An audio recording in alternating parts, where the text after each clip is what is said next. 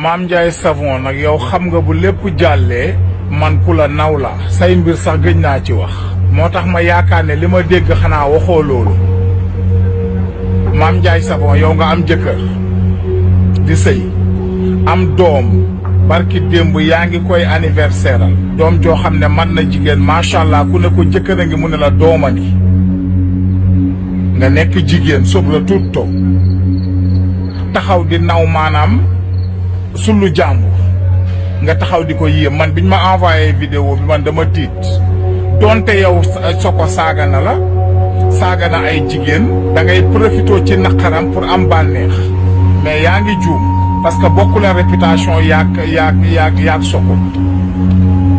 yow jigéen nga dafa war a am looy jomb ak looy bañ yow jon warulaa yéem ci jàmbur yow waroo toog di yéem kooyu nit ngeen jéggal ma ci kàddu gi ay li nga yor de dafa rëy man li tax booy live di toog lii kay attanoo ko sa jabar est-ce que mu ngi dund